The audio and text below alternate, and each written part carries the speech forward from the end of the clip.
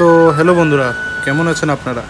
অনেক দিন পর ভিডিও ছাড়ছি, তো সবাইকে নমস্কার, সত শ্রী আকাল। তো হয়তো সবাই গণেশ পূজার ভিডিও ছেড়ে দিয়েছে, কিন্তু আমি এত লেট করে ছাড়ছি কারণ আমি একটু লেটিভ। তো চলুন আজকে আমার সাথে করিমগঞ্জের গণেশ পূজা দেখা যাক। তো প্রথমেই এসে গিয়েছিলাম আমি নক্ষত্র গ্রুপের পুজো দেখতে। তো এখানে দেখতেই পাচ্ছেন অনেক মানুষ।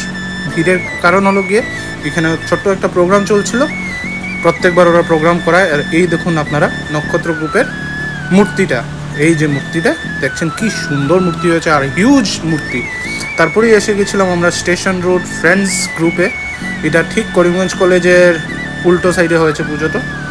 তো এখানে আমরা ভিতরে ঢুকে ঠাকুর প্রণাম করলাম। তো এখানে মানুষ দেখিয়ে দিচ্ছি। আর এই যে এখানের মূর্তিটা দেখুন কি সুন্দর মূর্তি এবং অনেকই হিউজ মূর্তিটা। তো আপনারা আমার কমেন্টে জানাবেন আপনারা মূর্তিটা কেমন হয়েছে। এই যে আমি, আর পিছনে গণপতি বাপ্পা। তো এই যে এসে গেছি আমাদের ক্লাবে, এটা হলো গিয়ে সিদ্ধি বিনায়ক ক্লাব।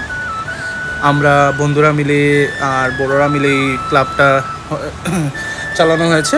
তো প্রায় 4 বছর হয়ে গেছে, এই বছর নিয়ে 4 বছর হলো সিদ্ধি বিনায়ক ক্লাব। এই যে দেখুন মূর্তিটা এইবারের অনেক সুন্দর করে সাজানো হয়েছে।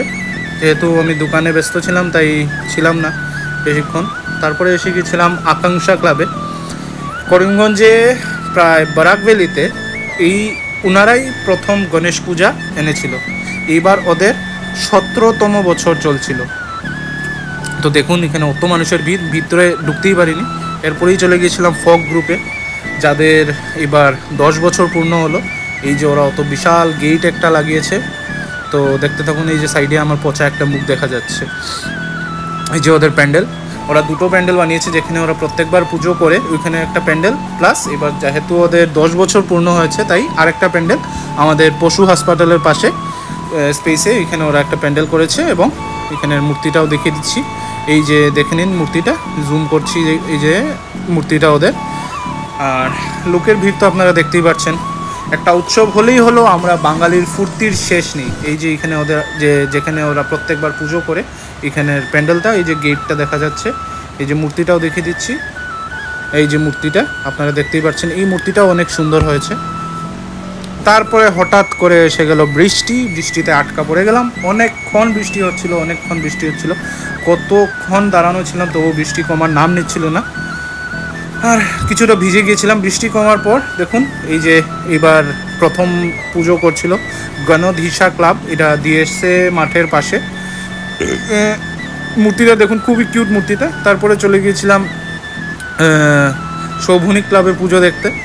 অনেক রাত হয়ে গিয়েছিলো, তো বৃষ্টির জন্য আটকা পড়ে গিয়েছিলাম। কিন্তু এই যে দেখুন ওরা লাইট দিয়ে অনেক সুন্দর ডেকোরেশন করেছে। এবং এই যে ওদের প্যান্ডেলের ভিতরে ওদের গণপতি বাপ্পা। তো দেখে নিন এই যে গণপতি বাপ্পার মূর্তিটা। তো জুম করে দেখিয়ে দিচ্ছি আমি মূর্তিটা। আপনারা জানাবেন কমেন্টে যে ওদের মূর্তিটা কেমন হয়েছে, আর সঙ্গে গণপতি বাপ্পা মরিয়াও লিখে দেবেন। তো ভিডিও এখানে শেষ করছি। আপনারা জানাবেন আমার ভিডিওটা কেমন হয়েছে এবং আমার চ্যানেলটাও সাবস্ক্রাইব করবেন। এখানে দেখুন, এখানে ছোট্ট একটা অ্যাডভার্টাইজমেন্ট করলাম আমার দোকানের। আপনারা জানাবেন কমেন্টে কেমন হয়েছে আমার অ্যাডভার্টাইজমেন্টটা।